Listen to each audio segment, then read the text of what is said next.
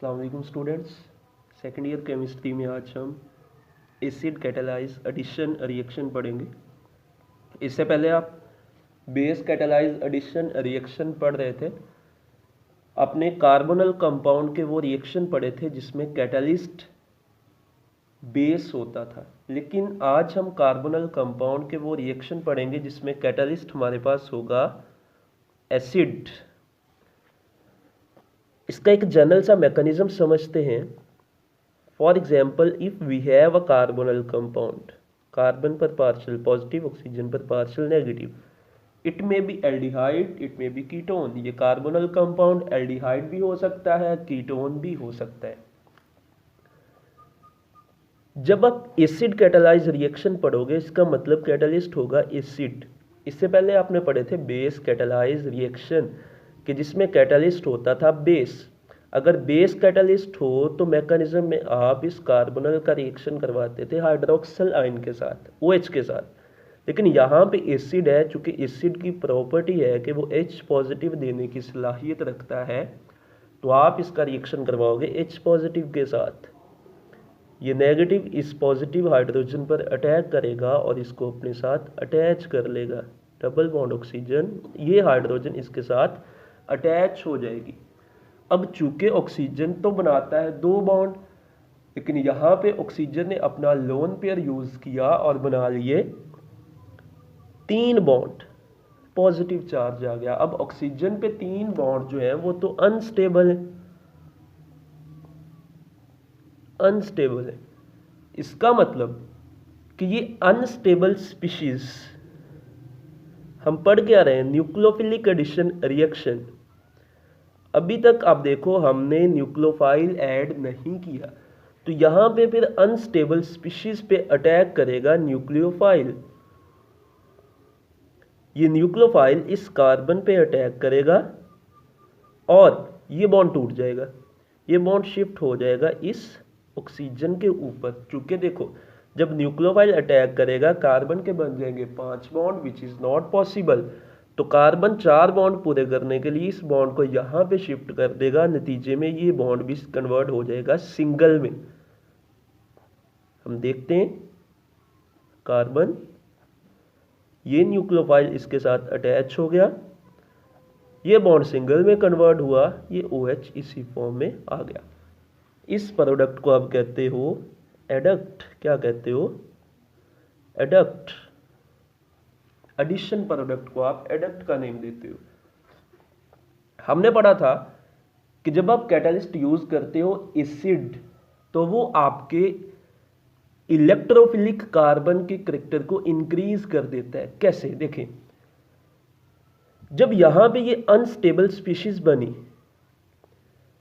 ये अपने आप को स्टेबल करने के लिए इस बॉन्ड को यहां पे शिफ्ट करवाएगी।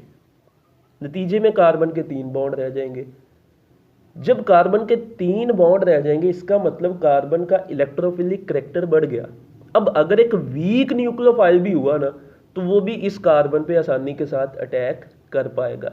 तो फिर इसका मतलब अगर आप एसिड कैटालिस्ट यूज करते हो तो याद रखो वो कार्बन का इलेक्ट्रोफिलिक करैक्टर इंक्रीज कर देता है। ये हो गई जनरल सा मैकेनिज्म एसिड कैटालाइज रिएक्शन का। अब हम इसका एक रिएक्शन पढ़ते हैं। जो फर्स्ट रिएक्शन हमारे पास है, दैट इज पोलीमराइजेशन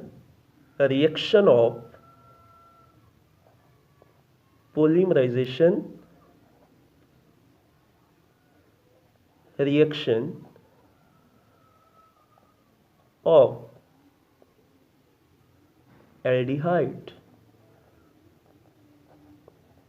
याद रखो बेटे कि अगर आप एसिड कैटालिस्ट यूज करते हो तो एक वीक न्यूक्लियोफाइल भी इसके साथ अटैच हो सकता है। एक वीक न्यूक्लियोफाइल भी इस पर अटैक कर सकता है। क्यों? क्योंकि अगर एसिड कैटालिस्ट यूज करते हो तो कार्बन का इलेक्ट्रोफिलिक करैक्टर बढ़ जाता है, जिसकी वजह से वीक न्यूक्लियोफाइल भी इस पर आसानी के साथ अटैक कर सकता है। ये बात याद रखनी। तो हम पढ़ेंगे पहला reaction, polymerisation reaction of aldehyde. Polymerisation, polymerisation किसे कहते हो? कि जिसमें मोनोमर्स आपस में कंबाइन होते हैं, छोटे छोटे मोनोमर्स कहते हैं छोटे छोटे यूनिट्स, ये आपस में कंबाइन होके एक बड़ा पॉलीमर बनाते हैं।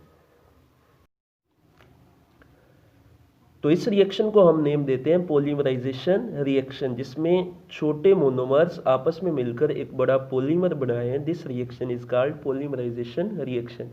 हमने पढ़ना है पॉलीमराइजेशन रिएक्शन किसका, एल्डिहाइड का।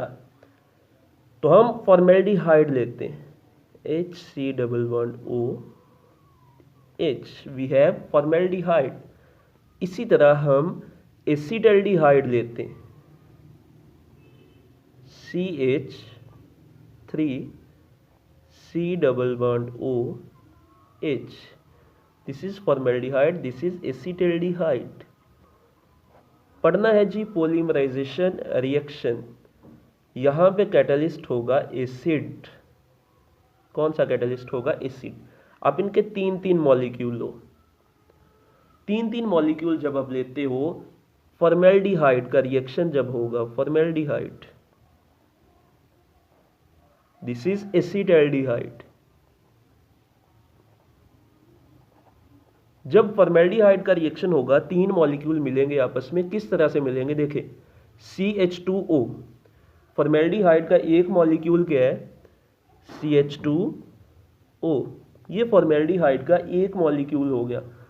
फॉर्मेल्डिहाइड का दूसरा मॉलिक्यूल CH2O, ये फॉर्मेल्डिहाइड का बन गया दूसरा मॉलिक्यूल। टोटल कितने, तीन, CH2O, ये फॉर्मेल्डिहाइड का बन गया तीसरा मॉलिक्यूल। तो तीन मॉलिक्यूल फॉर्मेल्डिहाइड के हमने इस तरह से लिख लिया। अब आप देख रहे हो कि यहाँ पे तो ऑक्सीजन डबल बॉन्ड के साथ अटैच है, लेकिन यहाँ पे सिंगल बॉन्ड बना रहा है। तो जब पॉलीमराइजेशन होगी तो ये वाला ऑक्सीजन इस कार्बन के साथ बॉन्ड बना लेगा, तो ये वाला डबल बॉन्ड कन्वर्ट हो जाएगा सिंगल में। ये वाला ऑक्सीजन इस कार्बन के साथ बॉन्ड बना लेगा, ये वाला ऑक्सीजन इस कार्बन के साथ बॉन्ड बना लेगा। तो ये आपके पास बन जाएगा Meta formaldehyde. Meta formaldehyde common name है जी, मेटा फॉर्मेल्डिहाइड, ये इसका नेम है जी। सेम यहां पे ये वाला रिएक्शन किस तरह से होगा, देखो, CH3 एक ऑक्सीजन है, CH3 एक ऑक्सीजन है। सेम ऐसे ही जिस तरह हमने ये प्रोडक्ट लिखा, CH3 लिखते हैं पहले, CH3 एक ऑक्सीजन, ये एक एसिटल्डिहाइड का मॉलिक्यूल बन गया। इसी तरह CH3 ऑक्सीजन, ये दूसरा मॉलिक्यूल बन गया एसिटल्डिहाइड का। इसी तरह से CH3 ऑक्सीजन, ये तीसरा मॉलिक्यूल बन गया किसका, एसिटल्डिहाइड का।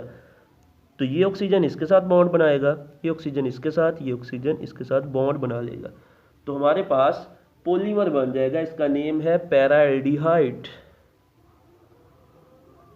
पैराएल्डिहाइड, ये हमारे पास प्रोडक्ट बन गया। This is the polymerisation of aldehyde. Formaldehyde के तीन मॉलिक्यूल मिले, मेटा फॉर्मेल्डिहाइड, ये अगर आप समझो, ये एक एल्डिहाइड, ये दूसरा फॉर्मेल्डिहाइड, ये तीसरा फॉर्मेल्डिहाइड, तीनों आपस में बॉन्ड बना लिया, तीनों ने, आपके पास पॉलीमर बन गया। ये एक मोनोमर, ये दूसरा मोनोमर, ये तीसरा मोनोमर।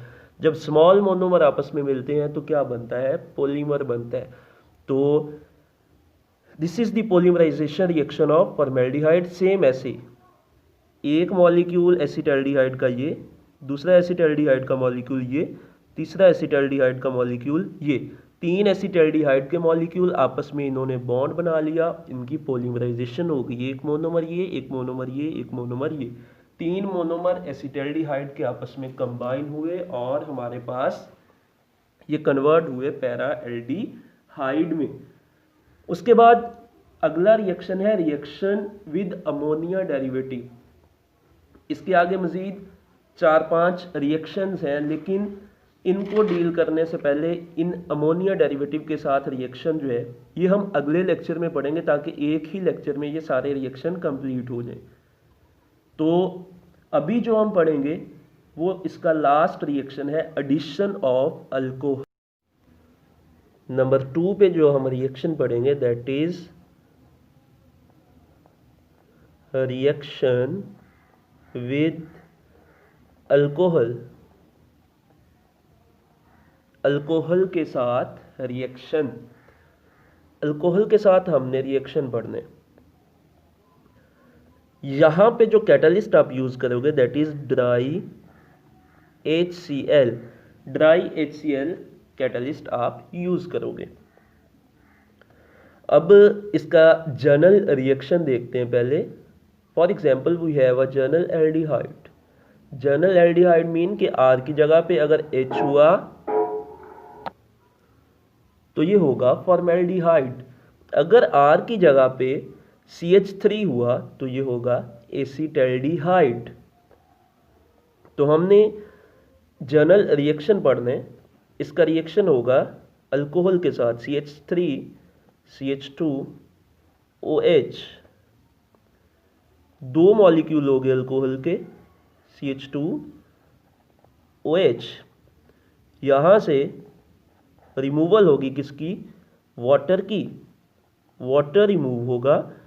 अब कार्बन पर पार्शियल पॉजिटिव है, ऑक्सीजन पर पार्शियल नेगेटिव है। ये पार्शियल नेगेटिव इस कार्बन पर अटैक करेगा और आपके पास बन जाएगा R। जब ये इस पर अटैक करेगा तो ये बॉन्ड सिंगल में कन्वर्ट हो जाएगा,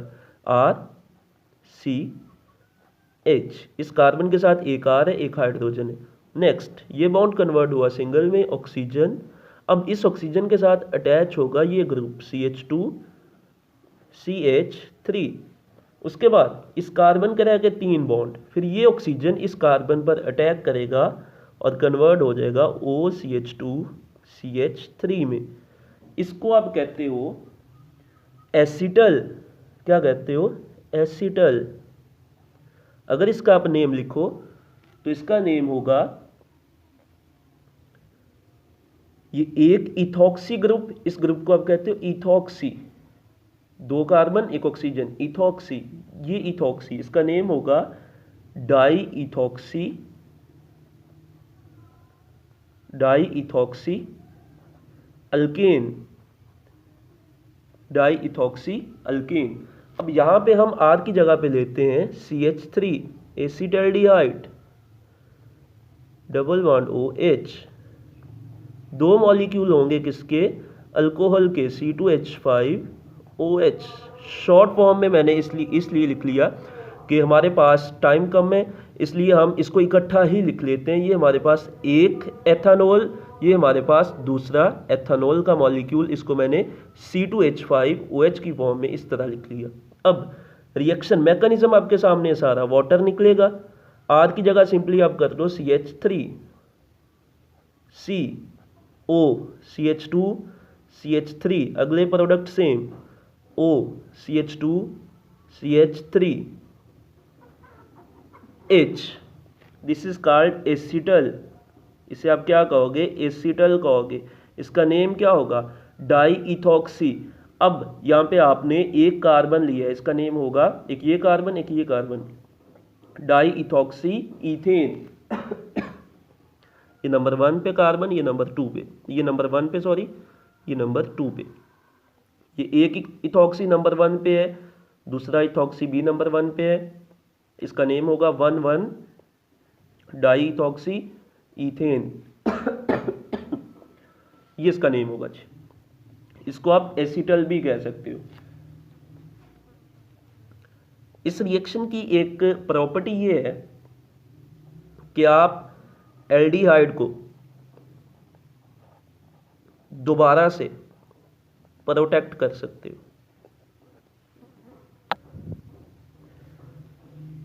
एल्डिहाइड को क्या कर सकते हो, प्रोटेक्ट कर सकते हो। प्रोटेक्ट मीन कि ये जो एसिटल बना है इससे आप वापस एल्डिहाइड का मॉलिक्यूल हासिल कर सकते हो। कैसे, इस एसिटल का आप रिएक्शन करवाओगे वाटर के साथ in the presence of acid. For example we have acetal CH3H OCH2 CH3 and OCH2 CH3, ये एसिटल, इसका रिएक्शन होगा वाटर के साथ HOH एसिड की मौजूदगी में। देखें यहां से एक अल्कोहल का मॉलिक्यूल निकल जाएगा और यहां से दूसरा अल्कोहल का मॉलिक्यूल रिमूव हो जाएगा, 2 इथानॉल के मॉलिक्यूल आपके पास हासिल हो जाएंगे। प्लस आपके पास रह गया CH3CH, इस ऑक्सीजन के साथ डबल बॉन्ड आ जाएगा, आपका एल्डिहाइड